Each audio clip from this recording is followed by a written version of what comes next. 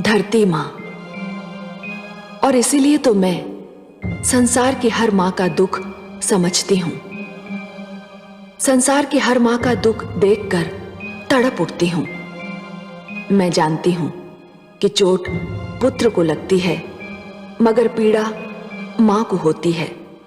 दुख पुत्र को होता है, आंसू माँ की आंखों से टपकते हैं। इसीलिए तो कहा जाता है कि माँ ईश्वर का रूप है। इसीलिए तो कहा जाता है कि माँ के पैरों तले स्वर्ग है। कयाधु की भी यही पीड़ा थी कि प्रहलाद को केवल इसलिए दंड दिया जा रहा है कि वो सत्य का मार्ग नहीं छोड़ना चाहता था। वो विष्णु भक्ति से मुंह नहीं मोड़ना चाहता था। मगर मैं ये भी जानती हूं कि पुत्र प्रहलाद की परीक्षा तो अभी आरंभ हुई है। अभी तो उसे और कठिनाइयां झेलनी है, कष्ट के कई पर्वत पार करने हैं। देखना यह है कि उसका विश्वास कितना अडिग है। ओम नमो भगवते वासुदेवाय। ओम नमो नारायण। ओम नमो भगवते वासुदेवाय। ओम नमो नारायण। ओम नमो भगवते वासुदेवाय।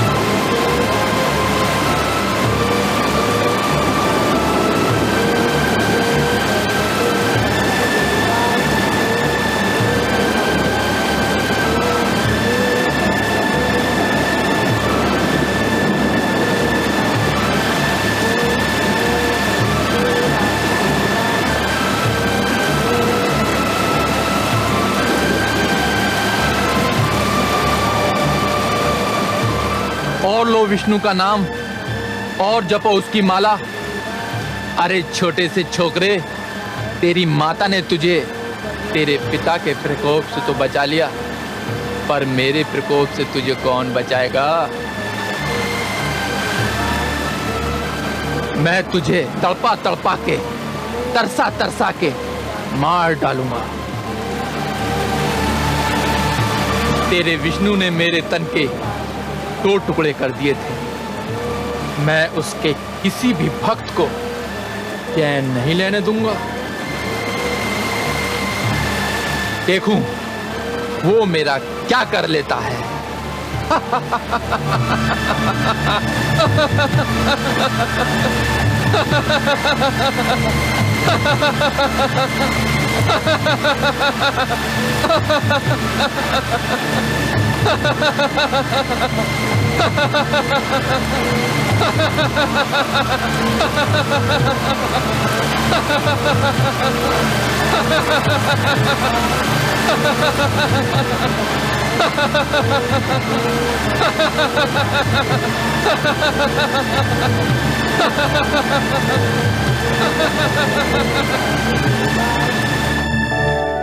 देखा आपने कमल नयन, स्वर भानु आपकी शक्ति को ललकार रहा है।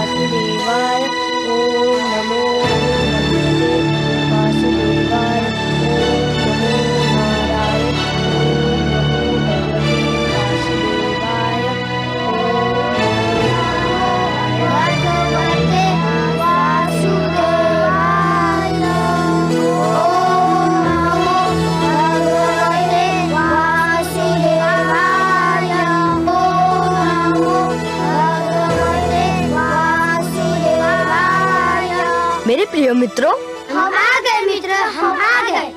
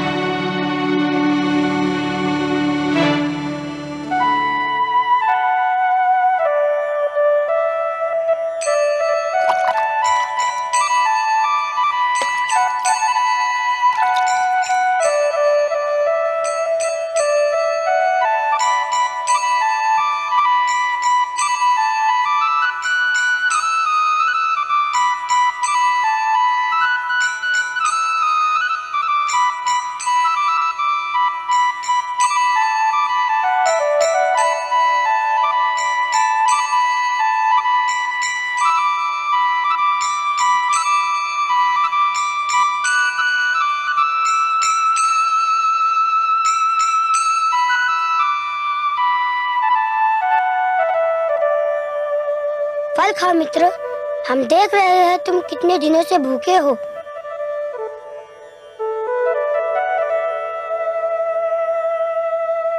रुक क्यों गए, खाओ ना।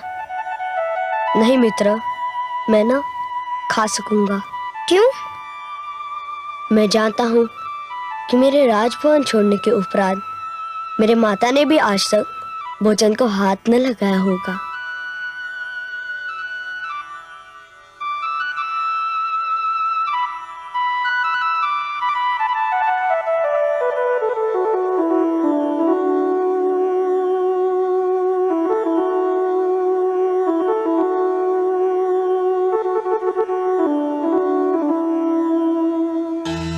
नारायण नारायण। देवर्षि, कहाँ है मेरा पुत्र? कैसा है वह? पुत्री, तुम्हारा पुत्र इस समय सत्य मार्ग पर है और सर्वथा वैसा ही है जैसा सत्य मार्ग का पथिक होता है। तुम उसकी चिंता मत करो। मैं तो केवल यह कहने आया हूं कि तुम अब भोजन कर लो। कैसे कर सकती हूँ मैं भोजन, जबकि मेरा पुत्र भूखा प्यासा होगा? कौन देगा उसे अन्न जल? वह तो उसे प्रकृति ने दे भी दिया है, पर तुम तो जानती ही हो पुत्री कि तुम्हारा पुत्र कैसा हठी है। वह उस समय तक अपने मुख में अन्न का एक दाना भी नहीं डालेगा जब तक उसकी मां भोजन नहीं कर लेती। यदि तुम चाहती हो कि वह भूखा न रहे तो जाओ, भोजन कर लो।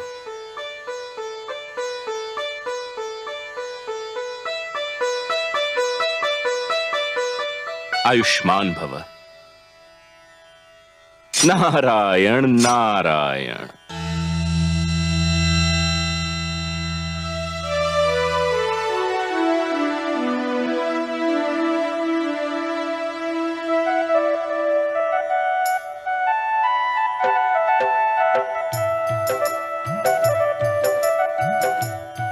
अरे अभी तो तुम कुछ भी खाने को तैयार नहीं थे, अभी बिना किसी के कहे खा रहे हो?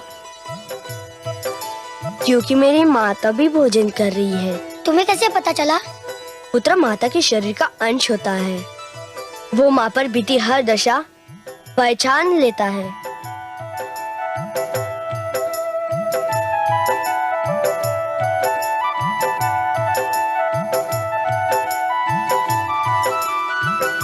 धन्यवाद मित्रों, तुमने आकर बहुत उपकार किया। अब हम तुम्हारे संग ही रहेंगे। फिर तुम्हारी शिक्षा का क्या होगा? नहीं चाहिए हमें वो शिक्षा जो वहाँ दी जाती है। परंतु ये भी सोचा है, तुम्हारे इस प्रकार गुरुकुल से चले आने के कारण हमारे गुरुजन शंडा और अमर का क्या होगा? हम क्या जाने, हमें इसकी चिंता भी नहीं है। नहीं मित्रों, यह तो कोरा स्वार्थ है। गुरु चाहे जैसा हो, गुरु है, आदर के योग्य है। गुरु तो पिता समान होता है, ईश्वर समान होता है। गुरु को शिष्य के कारण कष्ट झेलना पड़े तो ईश्वर शिष्य को कभी क्षमा नहीं करता।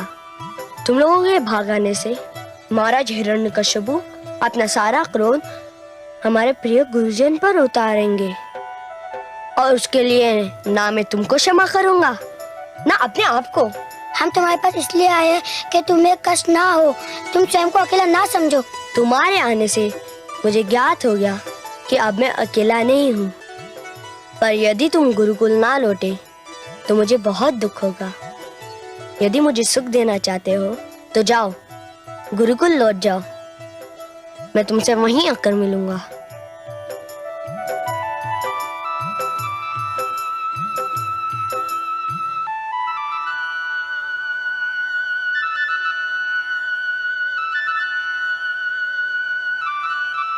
दुआई है भगवान, दुआई है, दुआई है भगवान, दुआई है, दुआई है भगवान, दुआई है, दुआई है भगवान, दुआई है, दुआई है भगवान, दुआई है। क्या हुआ?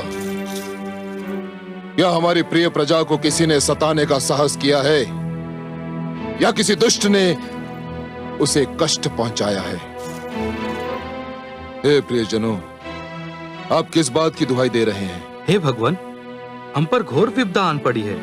सर्वशक्तिमान हमारे पुत्र गोकुल छोड़कर चले गए हैं। तो क्या गुरुकुल के प्रबंधकों ने विद्यार्थियों पर शिक्षा का इतना बोझ लाद दिया कि वे घबराकर वहां से भाग गए? ऐसा भी नहीं है भगवान। तो फिर क्या कारण है उनके गुरुकुल छोड़कर जाने का? वे अपने मित्र राजकुमार प्रहलाद को खोजने निकल गए हैं और उनका कुछ पता नहीं है। राजकुमार प्रहलाद की खोज में क्या उन्हें ज्ञान नहीं कि राजकुमार प्रहलाद राजद्रोही है? क्या उन्हें ज्ञान नहीं कि जो भी इसका साथ देगा वो मेरी दृष्टि में अपराधी है? तब तो उन्हें इस अपराध का दंड अवश्य मिलेगा। दंड साधारण भूल के लिए दिया जाता है भगवान। इन बालकों ने जो किया है वो भूल नहीं है, अपराध नहीं है, खुला विद्रोह है। उन्होंने असुर गुरुकुल के समस्त शिक्षा के विधान को व्यर्थ और अर्थहीन घोषित कर दिया है। उन्होंने आपके प्रभुत्व और ईश्वर रथ के आगे प्रश्न चिन्ह लगा दिया है। स्पष्ट वर्णन करो स्वर भानु। हे सर्वशक्तिमान, आज हर ओर यही चर्चा है।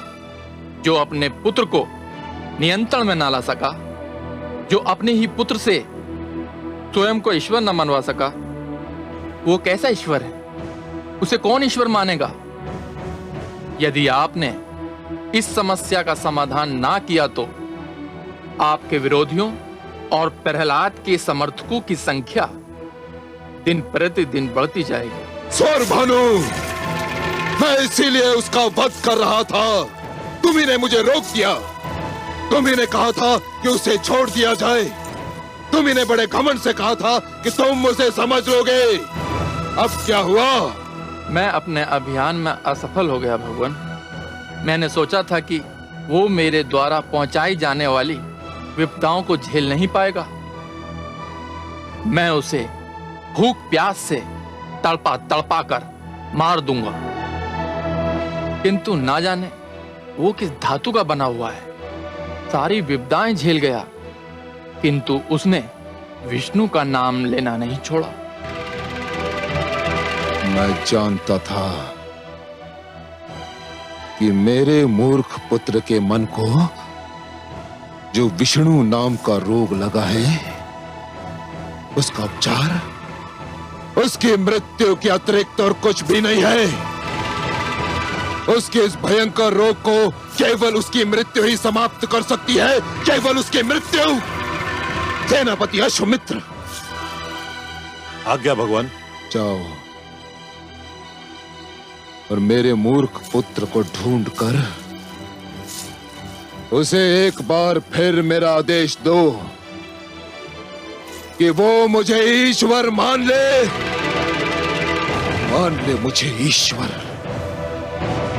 और यदि इस बार भी वो ना माने तो उसे रस्सियों से बांधकर किसी ऊंचे पर्वत के शिखर पर ले जाओ और उसे वहां से इतने बलपूर्वक नीचे फेंको कि उसकी हड्डियां चूर चूर हो जाएं।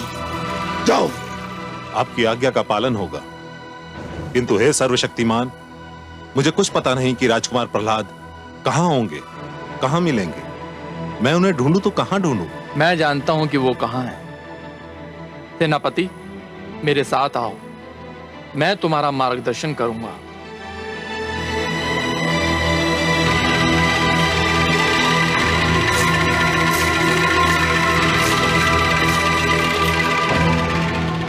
हे प्रियजनों, तुम्हारे पुत्रों को तुम्हारे पास पहुंचाना तुम्हारे भगवान का उत्तरदायित्व है। तुम्हारे पुत्र तुम्हें मिल जाएंगे। भगवान हिरण्यकशिपु की, भगवान हिरण्यकशिपु की, भगवान हिरण्यकशिपु की, भगवान हिरण्यकशिपु की, भगवान हिरण्यकशिपु की, भगवान हिरण्यकशिपु की, भगवान हिरण्यकशिपु की, भगवान हिरण्यकशिपु की।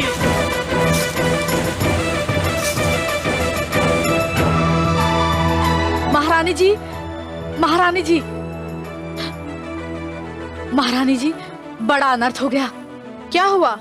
राजकुमार प्रहलाद के लिए मृत्युदंड की घोषणा कर दी गई है। क्या? महारानी जी, भगवान हिरण्यकशिपु ने आदेश दिया है कि राजकुमार को बांधकर पर्वत की चोटी से नीचे फेंक दिया जाए। हाय मेरा पुत्र! और सेनापति भगवान की आज्ञा का पालन करने के लिए इसी समय प्रस्थान कर रहे हैं। नहीं, नहीं!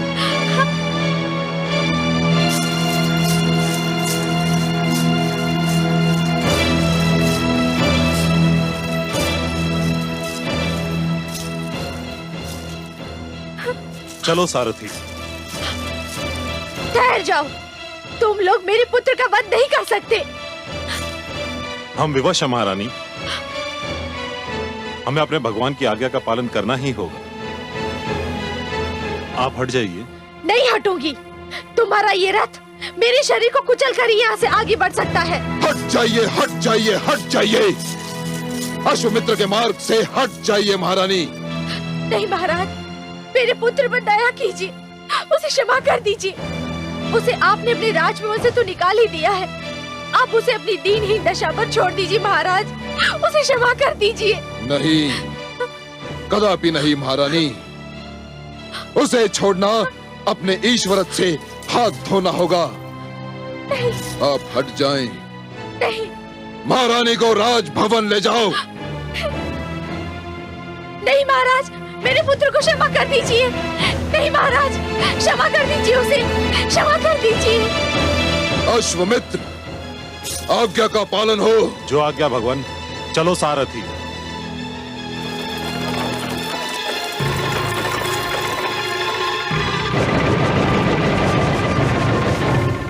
ओम नमो भगवते वासुदेवाय। ओम नमो भगवते वासुदेवाय।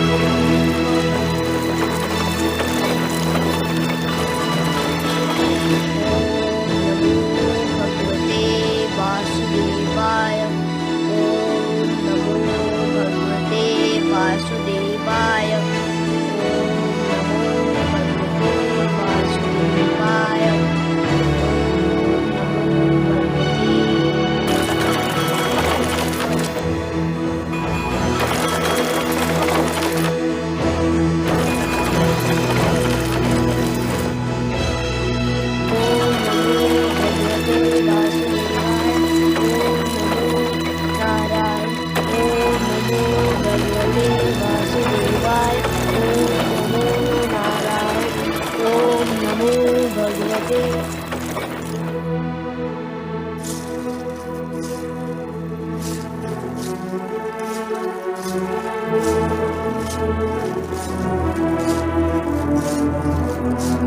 राजकुमार प्रहलाद, सेनापति अश्वमित्र, आप भगवान विष्णु की कृपा हो आप पर।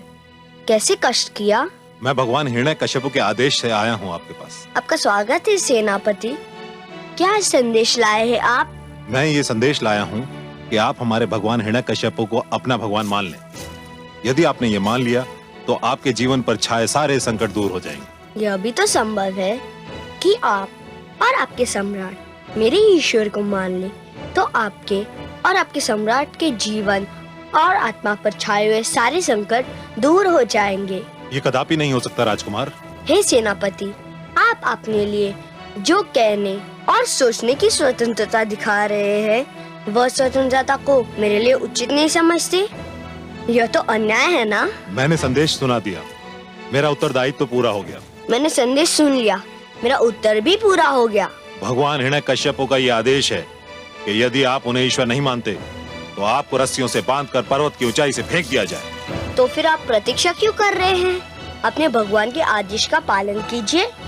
सैनिकों, राजकुमार को रस्सियों से जकड़ दो। ओम नमो भगवते वासुदेवाय। ओम नमो भगवते वासुदेवाय। ओम नमो भगवते वासुदेवाय। ओम नमो भगवते वासुदेवाय। ले चलो इन्हें। ओम नमो भगवते वासुदेवाय। हे कमल नयन, ये कैसा अनर्थ हो रहा है? एक नन्हे से बालक को मृत्यु दंड। दुष्ट हिरण्यकश्यपु ने पुत्र प्रहलाद को पर्वत से नीचे फेंक देने का आदेश दिया है और धूर्त सेनापति अश्वमित्र उस आदेश का पालन करने जा रहा है। हाँ महादेवी, मूर्ख हिरण्यकश्यपु ने जब से स्वयं को ईश्वर घोषित किया है समझने लगा है कि प्राणियों का जीवन और मरण उसी के हाथ में है। किंतु हे दया सिंधु, यदि मेरे पुत्र को पर्वत से सचमुच नीचे फेंक दिया तो उसका कोमल तन चूर चूर हो जाएगा।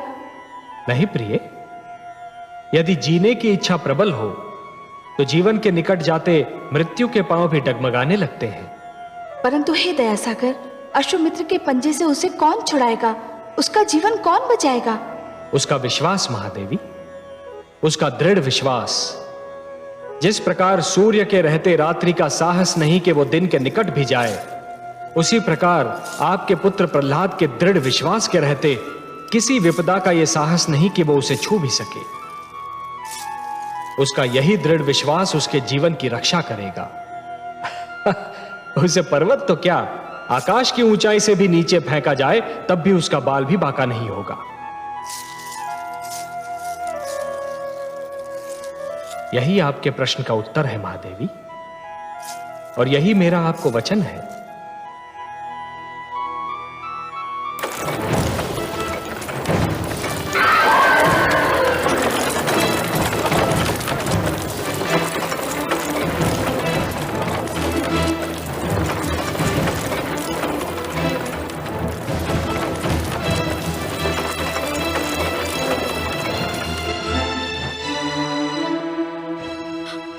हे विष्णु, अब तुम ही कुछ करो। मेरा पुत्र तुम्हारे नाम पर न्योछावर हो रहा है, उसे तुम्हारा नाम लेने का दंड दिया जा रहा है। मैं क्या करूं? क्या करूं मैं? नारायण नारायण। हे देवर्षि, मैं क्या करूं? मेरे लक्ष्मीपति को पुकारो, उनसे सहायता मांगो।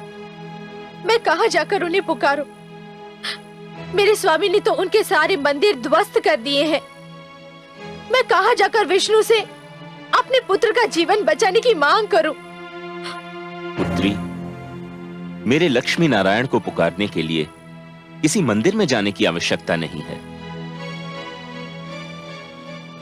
वे तो सर्वव्यापक हैं, हर ओर रमते हैं, हर कण में बसते हैं।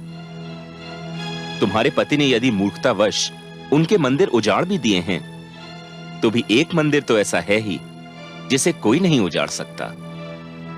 कहां है वह मंदिर देवर्षि? तुम्हारे मन में पुत्री। मन का मंदिर तो मेरे नारायण का सबसे प्रिय बसेरा है। उन्हें यही मंदिर प्रिय है। निराश मत हो पुत्री, उन्हें अपने मन से पुकारो, वो तुम्हारी पुकार अवश्य सुन लेंगे। नारायण नारायण। हे लक्ष्मीपति, हे दया निधान, हे कृपा सागर, मेरे पुत्र अपने भक्त प्रहलाद की रक्षा करो। ओम नमो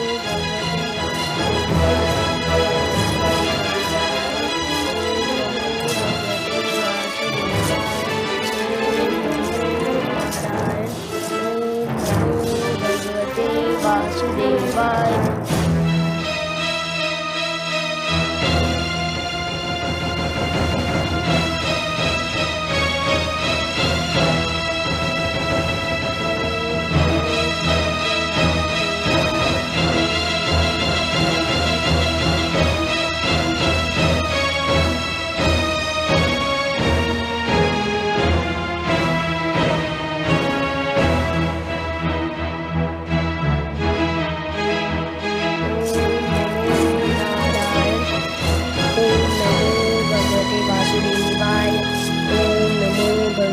राजकुमार प्रहलाद, मैं आपसे अंतिम बार पूछता हूँ, आप हमारे भगवान हिरण्यकश्यप को अपना ईश्वर मानते हैं या नहीं? हे सेनापति अश्वमित्र, मैं तुम्हारे इस प्रश्न का उत्तर एक बार नहीं अनेकों बार दे चुका हूँ और फिर देता हूँ। नहीं, एक बार नहीं, सहस्र बार देता हूँ। नहीं नहीं नहीं। सैनिकों, ओम नमो भगवते नीचे फेंक दिया जाए इसे।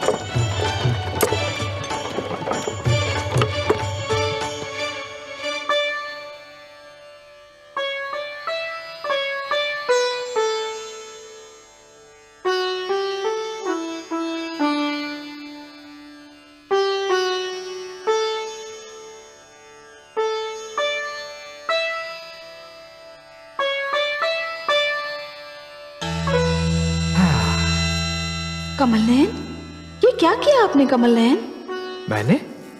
मैंने क्या किया देवी? आप ही की इच्छा थी कि आपके पुत्र प्रहलाद के प्राणों की रक्षा की जाए।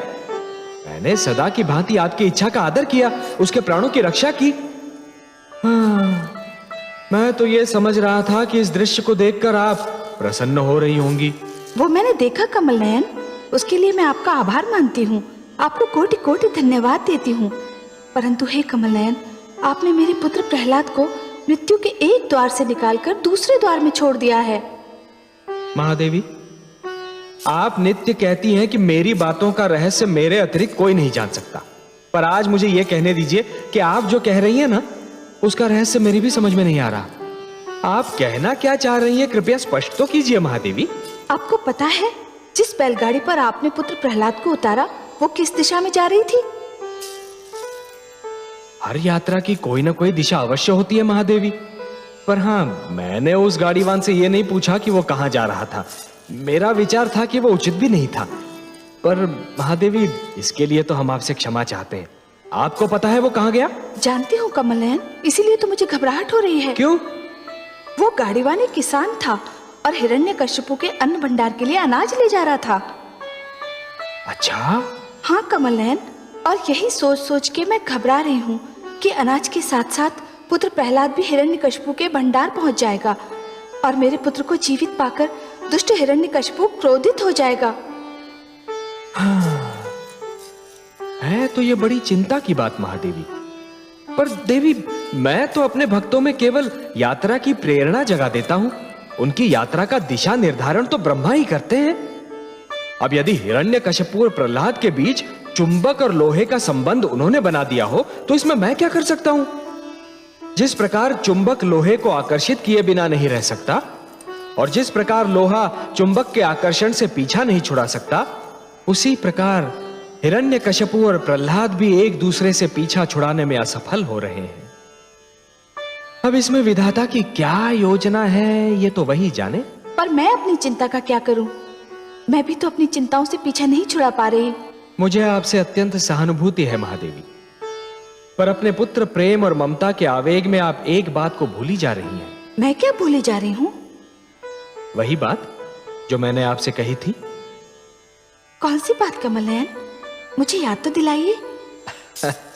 मैंने आपसे कहा था ना महादेवी कि एक अच्छी कथा वही होती है जिसमें अचानक ऐसे रोमांचक मोड़ आते हैं जो कथा के श्रोता को भी अचंभे में डाल देते हैं। आप तो बस धीरज धरिए देवी। मैं जानती हूँ कमल नयन, मैं धीरज धरना भी जानती हूँ, पर मैं क्या करूँ, ममता की भावना से विवश हो जाती हूँ।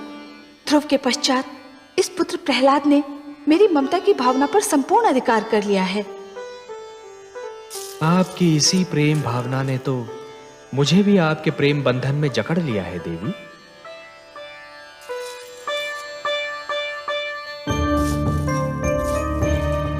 अश्वमित्र कहां रह गया?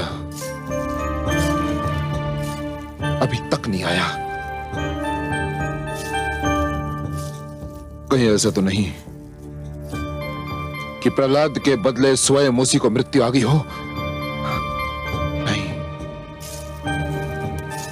क्या वो भूल गया कि मैंने उसे आदेश दिया था कि प्रहलाद की मृत्यु का समाचार शीघ्र अतिशीघ्र मुझे सुनाए?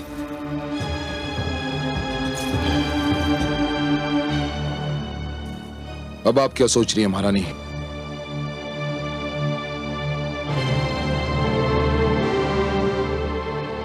मैं ये सोच रही थी, क्या इतिहास ने आपसे पहले कोई ऐसा पिता देखा होगा जो अपने ही पुत्र की मृत्यु का समाचार सुनने के लिए इतना व्याकुल है? पुत्र कहाँ था वो मेरा?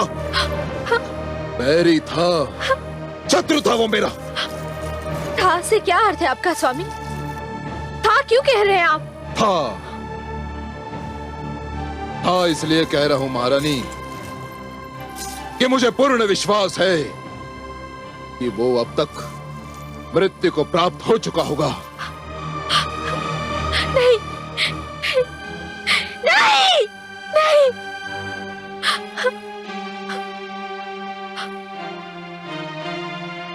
आप तो ईश्वर हैं। ईश्वर तो अंतर्यामी होता है। आपको तो पहले से ये ज्ञात हो जाना चाहिए था। महारानी, भगवान हिरण्यकश्यप की जय हो।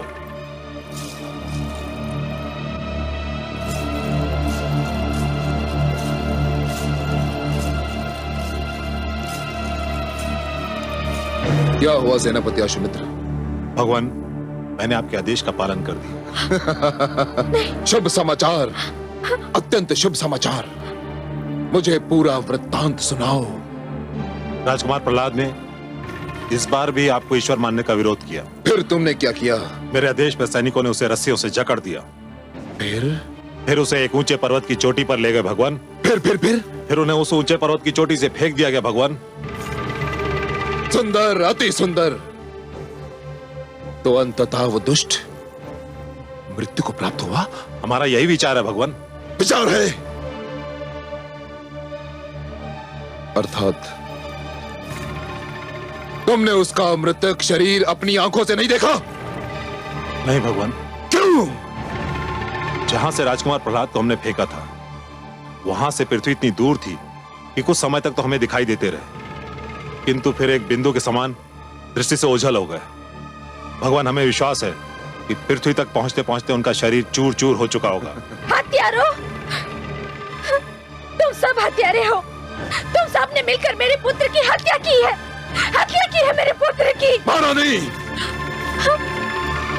आप अपने कक्ष में जाइए। तुम सब ने मेरे पुत्र की हत्या की है। महारानी, आप अपने कक्ष में जाइए। हत्यारे हो तुम।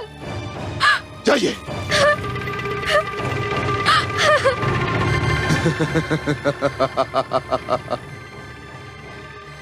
मारा गया, मारा गया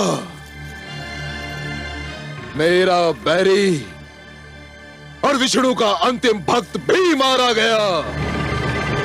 अश्वमित्र, सारे राज्य में घोषणा कर दो कि मैंने अपने पुत्र को राजद्रोह के अपराध में मृत्यु दंड दे दिया। इस संसार को भी बता दो कि मैंने न्याय की मर्यादा के लिए अपने पुत्र के भी प्राण ले लिए।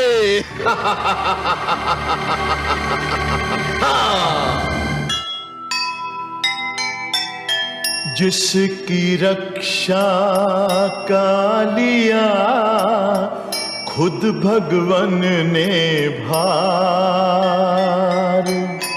उसको मारे क्या भला यह बैरी संसार। यश अपयश जीवन मरण सब है उसके हाथ। जो ईश्वर का भक्त है ईश्वर उसके साथ,